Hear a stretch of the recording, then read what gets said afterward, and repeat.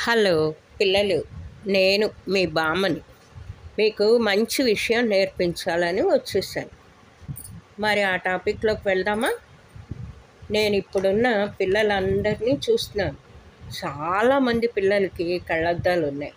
మా కాలంలో చిన్నపిల్లలు ఎవ్వరికీ కళ్ళద్దాలు లేవు. నాకు కూడా లేవు. మీకన్నా నేను చాలా పెద్దదాన్ని, కానీ ఇప్పటికీ కూడా కళ్ళద్దాలు లేవు. మరి పిల్లలు కళ్ళద్దాలు ఎందుకు వచ్చాయో మీకు తెలుస్తోందా? మీరు అలా టీవీ ఫోను చూస్తూ ఉండిపోతున్నారు, అందుకని కళ్ళద్దాలు వస్తున్నాయి. టీవీ ఫోను చూడొద్దని నేను చెప్పడం లేదు, ఒక గంట చూడండి.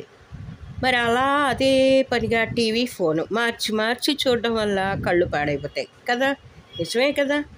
బయటికి వెళ్ళి ఆడుకోండి. చక్కగా నలుగురితో కలిసి ఆడుకోవడం వల్ల మంచి జరుగుతుంది. నలుగురితో ఉండడం వల్ల మంచి విషయాలు తెలుస్తాయి, మనకి మంచి స్నేహాలు దొరుకుతాయి, మంచితనం ఉంటుంది, అన్నీ కూడా దొరుకుతాయి అన్నమాట. మా చిన్నప్పుడు మాకు టైం దొరికితే చాలు మా ఫ్రెండ్స్తో ఆడుకుందుకు పరిగెట్టేవాళ్ళం, బయటికి వెళ్ళి ఆడుకొని వచ్చేవాళ్ళం. కానీ ఈ కాలంలో పిల్లలు టైం దొరికితే చాలు టీవీ ముందు ఫోన్ల ముందు కూర్చుంటున్నారు. ఏం చెప్పాలి చెప్పండి.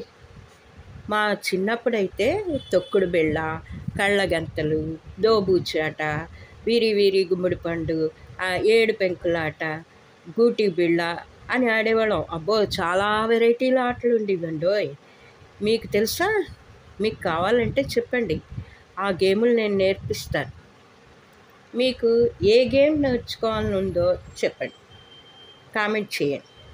నేను ఆ గేమ్ని మీకు ఎక్స్ప్లెయిన్ చేస్తాను. సరదాగా ఆడుకోవాలి పిల్లలు. ఇంట్లోనే కూర్చోకండి, నలుగురితో కలిసిమెలిసి ఆడుకోండి, సరేనా? సరదాగా బయటికి వెళ్ళి ఆడుకోండి, ఎంజాయ్ చేయండి.